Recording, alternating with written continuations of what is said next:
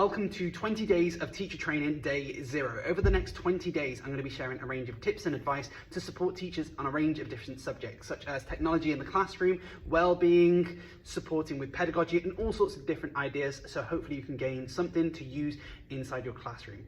Day 1. Let's talk about the hierarchy of stickers and stamps. When I started teaching, I didn't realize how much stickers and stamps could be a currency. And like currency, they have their own values. So at the bottom of the hierarchy, you have the humble, regular stamp. Efficient, easy to use. Underneath that, you have normal stickers. They're great to get children to engage with things, but that would go about there. After that, I would put these bad boys. Now, like you, I love smelly stickers. For some reason, these are just that little bit more elite than regular stickers. After smelly stickers, it's a bit of a debate. Personalized stamps and stickers. Personalized stamps are fantastic for marking. These are by far my favorites though. Not only are these personalized stickers, they are also, you can't smell it, smelly stickers. I would put that right at the top. Obviously, your hierarchy will be completely different to mine. However, that is what I think the hierarchy of stickers is. Day 2. Today, I want to try and save you some time. When it comes to marking, a lot of teachers will get the books, put the books down, open the book, mark the work, close the book. You get the idea. No, don't do that. It takes too long. Get the children to put the books in an open pile. That way you have the books already open. You can then just get the book, mark the book, close it. You don't have to worry about opening it up all that fast. I want to save you more time. That's not the only tip. It's assessment week for me this week, and marking tests is the bane of my life. Got the mark scheme here, got the tests here, and as I'm marking through them, what you want to do is not just mark a test and then put it down, because then you're never able to remember the answers when you then come to the next test.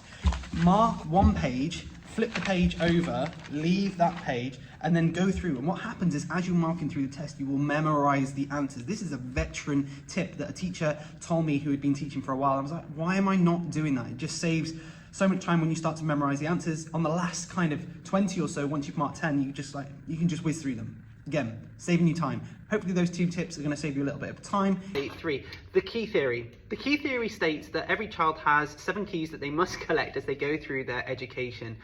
And they will collect those keys from certain teachers. They might go to some teachers and they might not collect a key. However, I like to believe that a child will have 7 keys that children are going to collect as they move through their education. It might be that they go to one teacher and it inspires them to do one thing in their personal life. It might be that they go to another one and it inspires them to do the next thing that they're going to do in their professional career. Every encounter that you have with children, it might not even be children who you teach. It might be, you do an extracurricular activity. But children will meet teachers along the way, not just in nursery, primary, secondary. It might also be college and university who inspire them to do something unique and changes them as a person. Day 4. Not everybody is going to like you. Not every parent, not every child is going to like you, and that's okay. I am a people pleaser, and I think many teachers are people pleasers. You want to try and make sure that children are doing their best, performing well. And it's taken me a long time to realize that not every parent and child is going to get along with you. Now, it's rare. It might not happen to you for a while, but every now and again, you'll get a parent who is not too happy with the way that you do things. And that's okay, because as we know, people are different. People have unique styles and parenting styles and teaching styles. They might be used to one thing with one teacher and the next teacher doesn't do that. And those challenges can arise. But I've had to learn to not take things personally and learn that, not everyone is going to like you, and that's okay. Day 5, I'm going to give you 5 AI websites that are completely free. Diffit creates free resources on any topic that you give it. You can give it literally anything, a video or a specific text to create resources from. Here you can see it's created some resources for ancient Egypt, including a range of different questions. SketchMeta will animate drawings using artificial intelligence. AutoDraw will use AI to detect what you're drawing and turn it into better shapes. QuestionWell lets you make free questions that you can then integrate into things like Kahoot, quizzes, and Blockit. Crayon is a free AI art generator. Day 6, do something for yourself each day. As a teacher, life is busy, things get busy, and taking time to do something for yourself is one of the most important pieces of advice I think I can give you. I think it's also important to make sure that you have a hobby that you enjoy, but at the same time, doing something for yourself might literally be playing with your kids, or just reading a book, or actually just watching TV. Doing that, make sure that you actually take account for yourself, and yeah, can really benefit your well-being as a whole. I know that when the things get really busy, having that hobby that I can do, whether it's the gym, go for a run, something like that, or even just read a book or watch TV with my fiance, that really helps. 7, don't work weekends is one of the biggest pieces of garbage advice I received as a teacher, because sometimes there are times where you have to work during the weekends, unfortunately, and it's just one of those things. But a colleague of mine shared a strategy for managing time during the weekends, and it plays on Parkinson's principle. So Monday to Friday is busy, but you can block your weekend into 4-hour chunks. So if you work in Dubai, you get 12 till 4, the working day finishes at 12, 4 till 8, 8 till 12, and basically you get 8 or 7 if you're in the UK, blocks of 4 hours that you can chunk your time into. And the idea here is that, let's say you've got something like reports, you only do reports in one of those times. If you've got something like planning, it might be that you've got planning here, maybe. But for the most of them, you know that time is yours. Parkinson law suggests that the amount of time that you give a task is the amount of time it's going to take. So if you give reports, for example, my summer reports, I know that I can get them done in about 6 to 7 hours. However, if I give them the whole weekend, I could sit at the laptop for the whole weekend and think about things. A8. Puppets. Puppets have often formed a huge part of things that I do as a teacher in the classroom.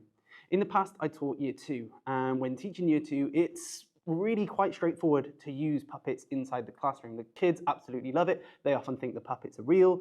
So it's really straightforward to use. However, as children get older, I hear teachers say, well, it's pointless using it because they don't see the magic anymore. And I personally don't think that is true. Yes, you have to have the conversation of like, yeah, they're not real, you know, but how do they know? You never know. It might be like, you might have those conversations, or you might just be dead straight and say, yeah, do you know what? But we can still have fun with it. But the magic of puppets doesn't just stop at Key Stage 1 with the younger children. It can also carry up to as they're older too. I think one of the biggest things that scares teachers off when coming to use puppets is feeling like they need to become ventriloquists. I don't know about you, but I am not a ventriloquist. I've never done ventriloquism with my puppets, and I never will do. And that's because it's not something that helps, really. I think it takes away from some of the magic. These are the 2 puppets that you will see in my profile picture. I've used puppets religiously with content, explaining, and also making sure that I use them inside the classroom. So let me show them to you. You will, of course, notice these 2 puppets. This is Mr. X, and this is Sharky. And yeah, I've used them frequently in the past. If I'm explaining things to my class, I will go, right, these guys need to tell you something, and they'll whisper to me, and then I'll say what they're saying, and maybe this one will whisper to me, and things like that. With the younger children, these are really easy to use. I will get them to explain things to the class, and I'll get the children to explain any ideas and things to the puppets, and it's really easy to kind of go, oh, we're looking for good behavior, and it's really easy behavioral tool, and we can use it in many different ways. But as we get older, we're probably starting to think, can't do it so much with the older children, and that's not true. There's a few different ways that I use them with the older children. Less so when it comes to telling stories with them, more so to do with the actual learning concepts. One way that I do it is to address misconceptions. So I will often say, there's going to be a visitor coming into the class, and they often know which visitor it's going to be because obviously this is missing off the top of the board. And I'll pull one of these and I say, look, you're going to have to go and explain rounding to Mr. Rex or Sharky, and they will explain the misconceptions. And if Sharky's not quite clear on the reasoning, I'll say like, oh yeah, he's not too sure on your reasoning. And then that really encourages them to really think about what it is that they're saying. And that way it makes it really easy for children to think, right, what is it? What is it that I'm saying? Sometimes I'll get the shark to repeat back the instructions that they've given me. So that way the children are thinking to be a bit more articulate. Another way I'll get them to do this when it comes to English is to think of like the pros and cons of something. So sustainability pros and cons. So whoever's deciding to be evil will tell me some of the pros, and then someone else will tell me some of the cons. And then it doesn't just have to stop with me. I might give this one for the pros, right? This team is going to go with the pros, and they're going to articulate some of the answers there. And then this guy is going to be some of the cons, and they can articulate it that way too. On top of that, I think one of the things that I miss out on the most, if I'm honest with you, is using these guys as class mascots. I know personally I don't use these very much when it comes to activities, although it would be fantastic to use these in activities to put pictures of, like, you know, they're making a mistake and they've got to be corrected. We often use, you know, Tiny the Turtle. But I think these would be really, really supportive, because we often use them as mascots with the younger children. You know, we'll say, oh, Sharky's looking out for good behavior. Whereas we could say something along the lines of, okay, Mr. Rex is looking for the person who's using capital letters and full stops. And even though, yes, it's me who's looking out for those things, the fact that it's something who's a mascot can really benefit the children to kind of have that kind of existential reward of, like, oh, let's see who's actually used those different features. And I think that's beneficial too. Essentially, all I want to do with this video is to kind of support you with trying to be a bit braver with using different things inside the classroom. And if puppets is something that you want to use, I found great success with using them. You don't have to be amazing. You don't have to be a ventriloquist. And hopefully this can encourage you to have a go. Day 9. A toxic school culture is often impossible to explain, but is more possible to feel and witness. You might have certain leaders where you're able to kind of identify and say, well, they fall into these boats. Fortunately, I've not really identified this myself, but you might have leaders who don't apologize. They struggle to apologize, even though you know they've done something wrong. Gaslighting. Gaslighting is when you might have a meeting and you say, like, oh, you didn't really tell me about that. And I'll say, well, you did. I did tell you that, you know. You're not quite sure, yet you're tricked. Now, I know I'm Mr. Forgetful anyway, so that's quite hard for me to identify, but for other people, you might start to notice certain patterns. Micromanagement, this is a really challenging one. When you feel like you've got your own management of time, but you have someone breathing down your neck, telling you that you have certain deadlines, even though the deadline is nowhere near to be seen. But even that, you know, these are specific people. The culture of a toxic school can be really hard to explain, but you will feel it. But I feel like poppies could be the perfect explanation. Let me show you. Here is my terrible field of poppies. Schools love the word consistency. So you'll find that most classes, let's call these all different classes, do the same thing. But at the same time, for a school to grow, you need individuals who are going to be outstanding, that you want those to be leaders. Some schools are really good at celebrating those people. However, you will find tall poppy syndrome. Tall poppy syndrome is when you get a teacher who starts to do a little bit like this. You might see that they're fantastic at different subjects of teaching. You might see that they're fantastic with some sort of technology, and you're not quite sure what they're doing. But rather than celebrate it and get them to talk about it, what often happens is that you get this thing called tall poppy syndrome. Tall poppy syndrome is the same as crabs in a bucket. Crabs in a bucket, when one crab tries to leave, the other crabs will pull the crab down. And that is exactly the same as tall poppy syndrome. We try to celebrate teachers, and we try to make sure that there is consistency, but we also try and make sure that, you know, teachers are feeling the same. But if you find that poppies get a little bit too tall, we try to hack that down. Now, not all schools will do this. There are schools who celebrate other teachers who grow really well. And that is so good to see, because I think it's those schools that perform and do the best. Unfortunately, though, you will see these schools where tall poppy syndrome exists, where we want consistency, yet if one person grows above that because we want to grow as a school, they get attacked.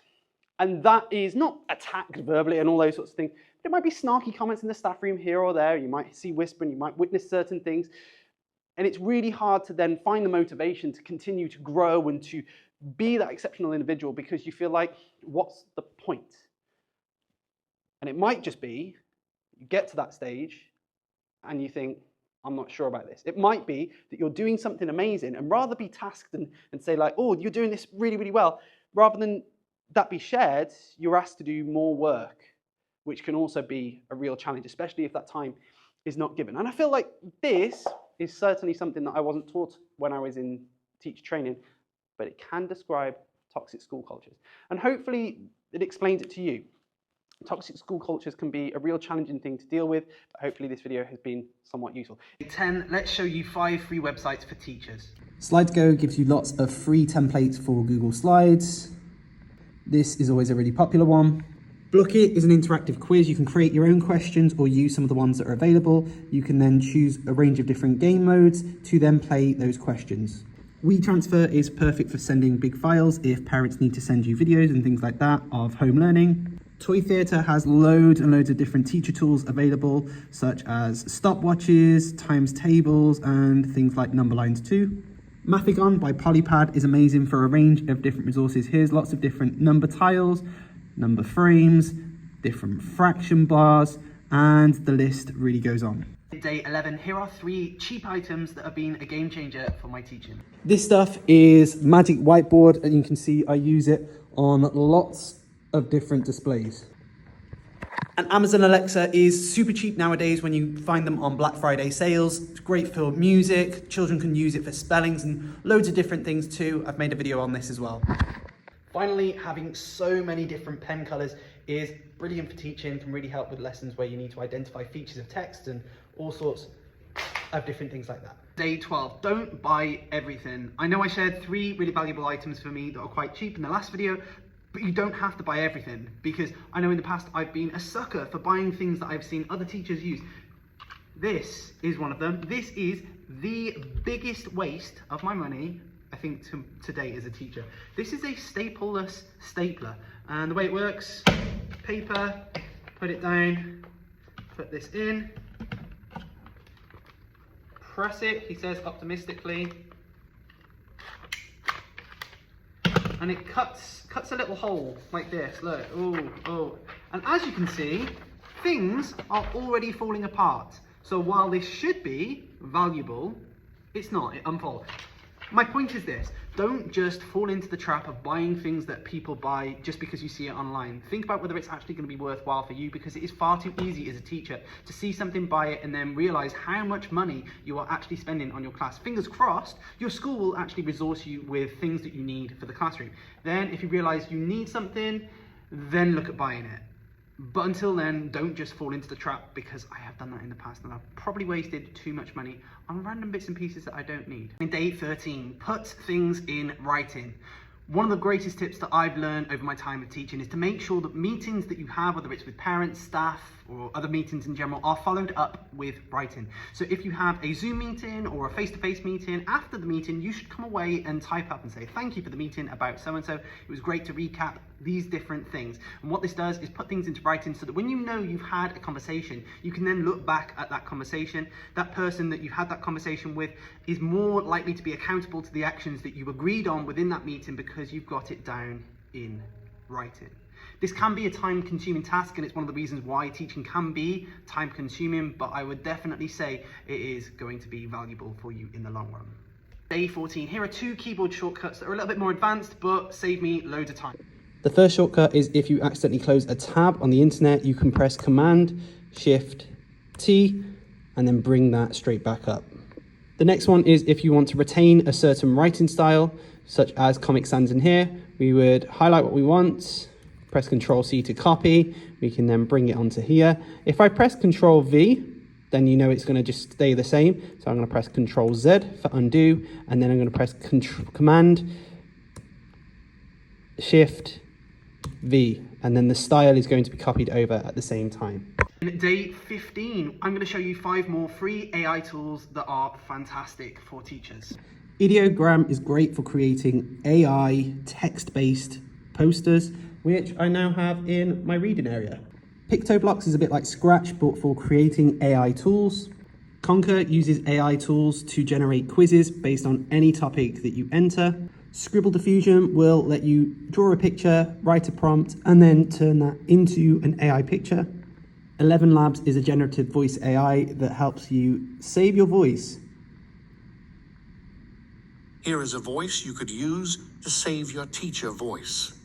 Pick your battles. This was an interesting thing that I got told earlier on in my career when I taught some challenging students. Now that I teach in Dubai, I generally find behaviour is a little bit more easy to manage. However, I've still had those children challenges where I've had to pick my battles. Now there's different times where you can pick the battles and different times where you can't. You know, if they're showing prejudice to children, bullying others, not being safe or causing large distractions, you can't pick your battles. However, there are other times where perhaps, you know, coming towards the end of the term, where we are now, and perhaps if things are a little bit less focused, you know, around Christmas activities, and they're doing something which is not quite what you've asked for, but they're cracking on with an activity of some sort, not causing distraction, not harming anyone. Those are the battles that you can kind of choose and go like, okay, they're cracking on with something, we can have that discussion later on, and it saves your well-being, it saves your time because you only have a finite amount. And that's not me to say be lazy or anything along those lines, but it is just simply picking those battles and the right times to have those discussions. Day 17.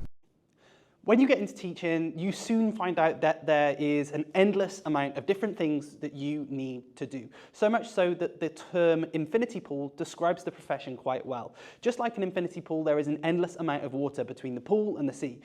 With teaching, it's very much the same, that there is an endless amount of tasks that you need to do as part of the profession.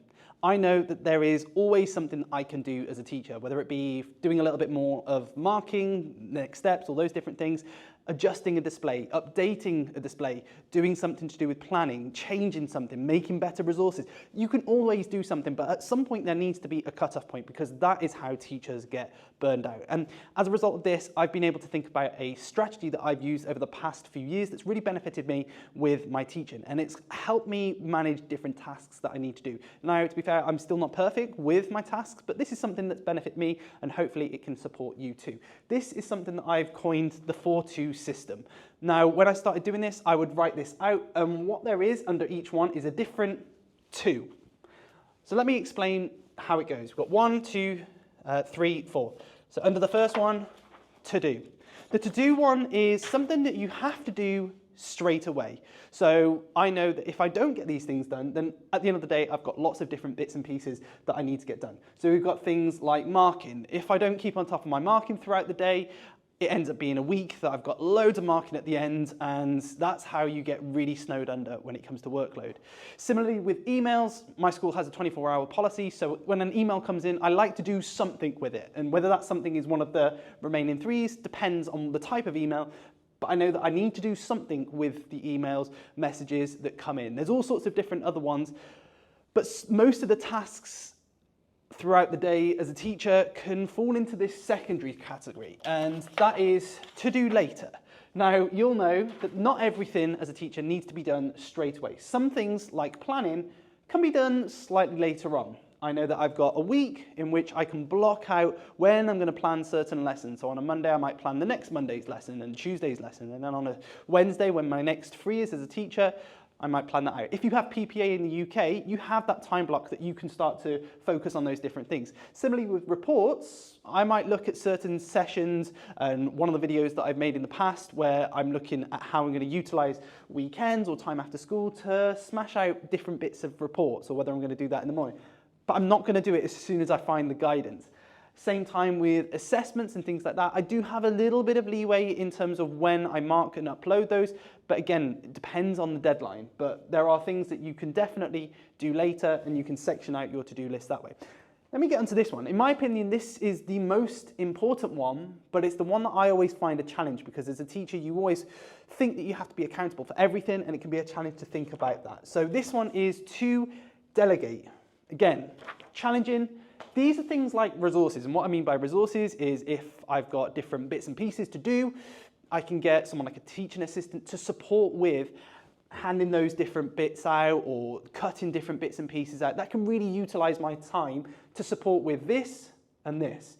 At the same time, display bits. If I've got cutting out and bits and pieces to do and I have someone who's available to support with that, that means I can utilize my time a bit more efficiently here and here. So we've got to do later, to delegate, which I think is the most important one, which brings us on to the last one, also very important, to the bin. So these are things that just go into the bin. Now, it's really hard for me to tell you what things can go into the bin because your school will have different things that are important too. Certain emails, I know that as a subject leader in the past, I've had different emails that have come into my account of companies trying to sell different bits and pieces that I'm like, it's It's not quite right at the moment, so I can get rid of those. And you can make that judgment yourself. And again, I work at a school that is primary through to secondary, so there's certain things here that just aren't going to apply to me as a teacher, so I can just bin those. And there's other things on your checklist that you'll be able to go, yeah, I'm not too sure about that. And if you're ever confused on that, that's where really important discussions need to be had with your SLT about where your priorities and tasks can lie on this grid. So that's one of the benefits, is you can have discussions about that, and it helps you to think about ways to systemize your different tasks. And hopefully that's going to save you a little bit more time. Day 18. As a teacher, I'm always looking for different ways to make my learning more exciting, and gamification is something that can support with that. It's something that's often discussed but not necessarily understood. So hopefully this video is going to share with you some different strategies and steps that you can take to benefit your learning and to keep children more engaged. So this will shows you some of the different strategies that I have used in the past to keep my children engaged. And we start with this one. This is the Humble Quest. When we think of quests, we think of games like Zelda, where people have to go from A to B. And when it comes to learning, that can be something that benefits children too, is to think about that A to B. So starting at one point, and children have to do a range of different tasks to help them unlock certain elements. It can be hard to think about what that looks like sometimes. Thankfully, companies like Twinkle create different Mythbuster packs where you have to unlock a series of different things to get clues to then get things. But the problem with those is if you're trying to plan that yourself, which is important sometimes, it can be really challenging to get the ideas and to actually create the right outcome. A simple big question can be a really good way to unlock and go through that quest with the children. You start with a big question, and then you go through an inquiry-based approach of breaking down that big question into smaller questions that the children then need to unlock. And as they're unlocking those different questions, then you can start to think about how we are breaking that question down to unlock that bigger question. So it might be something like, how were the Paleolithic people different to the Neolithic people, if you're looking at Stone Age or something along those lines? Then that way children have to break it down and go, well, what on earth is Paleolithic? What's Neolithic? And you can start to break it down into the different time periods, how they're different, farming, all sorts of different things to help them ultimately get to that end point of the quest.